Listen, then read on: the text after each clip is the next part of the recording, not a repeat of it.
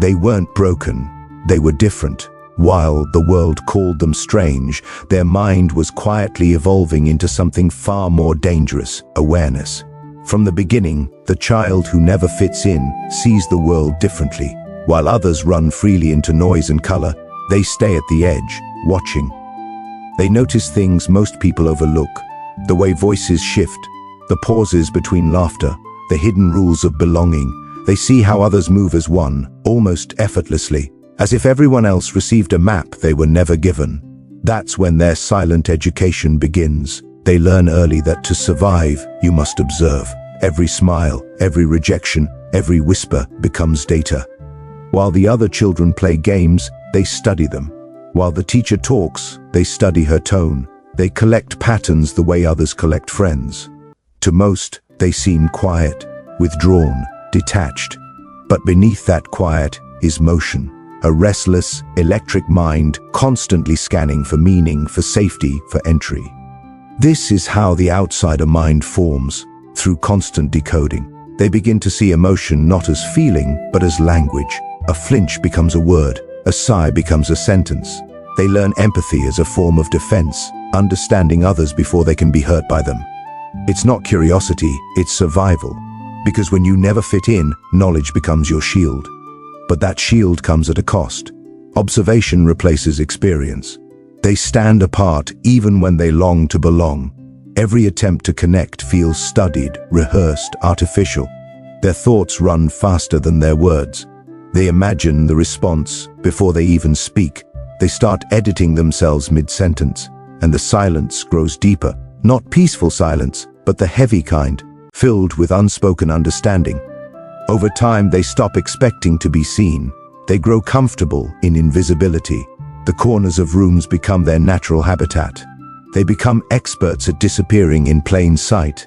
And in that invisibility, they sharpen. They start predicting behavior. They notice hypocrisy. They sense threat before it arrives. The very rejection that wounded them becomes the reason they survive chaos later in life. But deep inside, something aches. That same mind that reads, "Everyone can't be read by anyone." Their intelligence becomes isolation. Their awareness becomes weight. They start to wonder if there's something inherently wrong with them, or if everyone else is just pretending not to feel what they feel. They can't tell the difference anymore. In their solitude, imagination becomes company. They create inner worlds that feel safer than the real one. There, they are understood. There, they belong.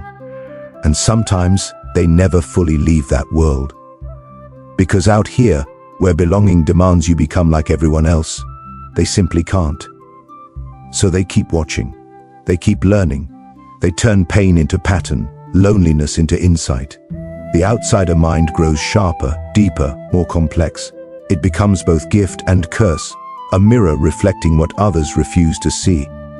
And maybe, just maybe, that's the point. Some minds are not made to fit in. They are made Tozy. Because the child who never joined the game is the one who understands how it's played. They were never lost. They were just watching. And they saw everything. There comes a moment when the child realizes that connection comes with conditions. That love isn't always safe. That sometimes being yourself costs you affection. It starts quietly, a harsh word, a laugh at the wrong moment, a look that says you're too much or you're not enough. They begin to understand that being accepted means editing themselves piece by piece until nothing feels real anymore. So they retreat, not out of rebellion, but out of protection. The heart closes before it's ever fully opened. Inside, they build a world no one else can touch. It's quiet there, controlled, safe, but it's also lonely. Every emotion is filtered, analyzed, and hidden. Tears are swallowed, laughter is softened, joy is questioned. They learn not to need anyone because needing means exposure, and exposure has already burned them once. So they choose control, emotional control. Silence becomes armor. They become masters of self-reliance. While other children reach out for comfort, they reach inward for strength. They fix themselves, they console themselves. They grow up believing that no one will understand them, so they stop expecting anyone to try. And that expectation, once gone, changes everything. Relationships become performances, smiles become masks, Every word spoken is weighed, every emotion measured. They never truly relax. Even in warmth, they anticipate the cold.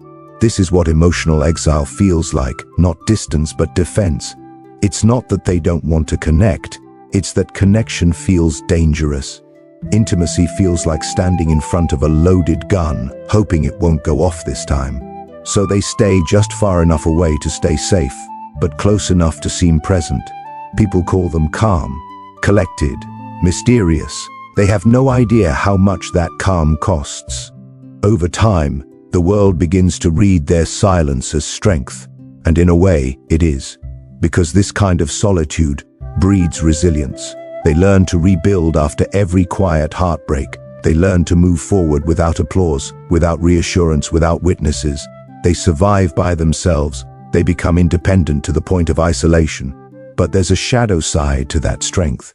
They forget how to ask for help. They forget how to trust softness. They start mistaking numbness for peace. Their self-reliance hardens into detachment. Love feels foreign. Vulnerability feels like weakness.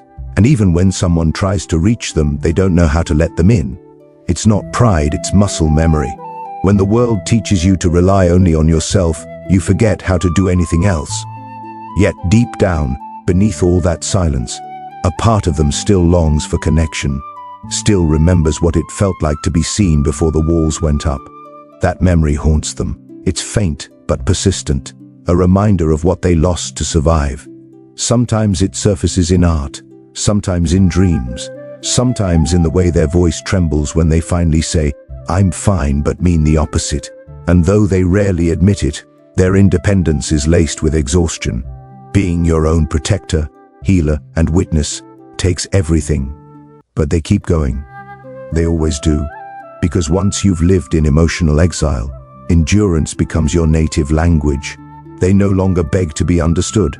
They no longer explain. They carry their quiet like a weapon, polished and heavy. And when the world asks why they seem so cold, they smile, a small, distant smile, and say nothing. Because silence kept them alive, and silence still does. There's a strange kind of intelligence that comes from growing up on the outside. When you're never truly included, you start watching life from behind glass. You see how people talk, how they shift their tone depending on who's listening, how their faces change when they lie. You learn early that what people say and what they mean are rarely the same thing. And once you see that difference, you can't unsee it. The child who never fit in learns to read between the lines. They listen not to words, but to pauses. They notice how laughter doesn't always reach the eyes, how kindness sometimes hides manipulation, how "I'm fine" usually means "I'm breaking." They begin to decode the hidden language of human behavior, the one nobody admits exists. What started as a defense becomes instinct. What started as sensitivity becomes vision. But there's a cost to seeing too much. Awareness that deep cuts both ways. You see the beauty, but you also see the rot. You catch the cracks in every conversation, the false smiles in every crowd. You stop taking comfort in surface warmth because you know how easily it fades. You start feeling detached, even cynical, because the more you understand people, the harder it becomes to believe them. And that's the curse of over-understanding. You read everyone, but no one reads you. You sense every emotional current around you, but when it comes to your own feelings, you go silent. You've spent so much time decoding others that you've forgotten how to express yourself. You live in a world that feels scripted, where you're the only one who knows it's all an act. This awareness turns relationships into riddles. You anticipate disappointment before it arrives. You sense betrayal before it happens. You test people quietly, just to see if they'll prove you wrong. Most don't. Each time you're right, it reinforces the wall between you and them. You stop trying to connect. You start predicting instead. And soon connection feels impossible without control. You don't mean to distance yourself. It just happens. Your mind runs ahead of every conversation, mapping outcomes, analyzing motives. You become too aware to relax, too perceptive to trust. You envy those who can simply be, those who laugh without caution, speak without calculation. You want that innocence back, but knowledge doesn't reverse. Once you've seen behind the curtain, you can't pretend it's not there. Sometimes this awareness turns inward. You start questioning your own reactions. Am I too sensitive, too suspicious, too damaged to believe in something simple? You analyze yourself the same way you analyze others. You become both the observer and the subject, trapped in your own study. There's no rest for a mind that never stops noticing. Yet, in that chaos, there's clarity. You understand pain without needing it explained.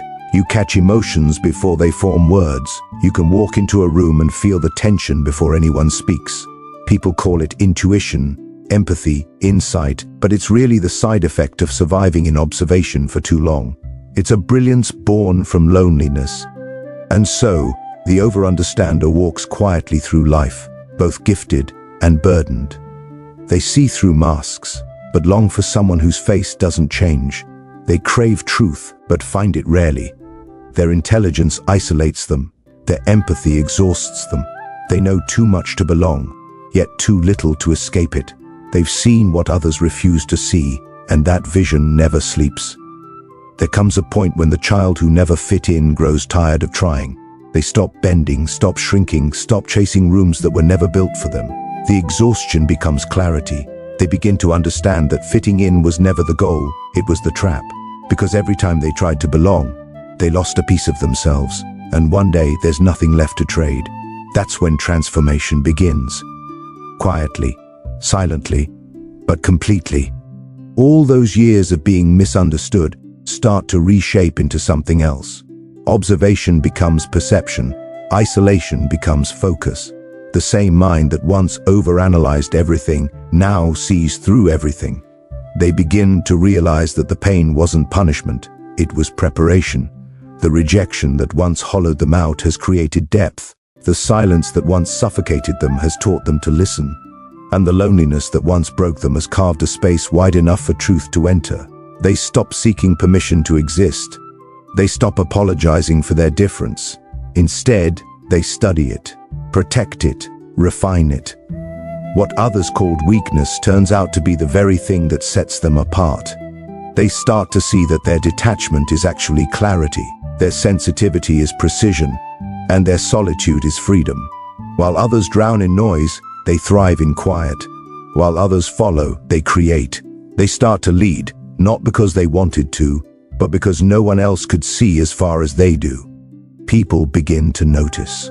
The same calm that once made them invisible now makes them magnetic. There's something about their stillness that demands attention, something about their words that carries weight, because they don't speak to impress, they speak from truth. They've lived in silence long enough to know the value of a single honest sentence. But transformation doesn't erase the past. The scars stay, the memories stay. They carry the ache of everything they had to lose to become who they are. But instead of hiding it, they use it. Pain becomes fuel. The hurt becomes art. The rejection becomes insight. They start to turn their darkness into language, their solitude into creation. What once made them feel broken now makes them powerful. The world begins to call them talented, gifted, extraordinary. But they know the truth. It wasn't talent, it was survival.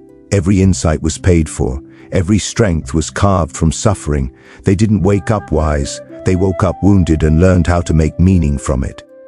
That's the real transformation, not turning pain into light, but learning how to walk through darkness without losing yourself. They no longer crave acceptance. They crave alignment. They no longer seek comfort. They seek truth. Their boundaries become sacred. Their presence becomes rare. They don't speak often, but when they do, people listen. Because their words don't come from theory, they come from the fire. And when they finally look back at the version of themselves that was always on the outside, they don't feel pity anymore. They feel gratitude, because that outsider built everything. That loneliness was the forge.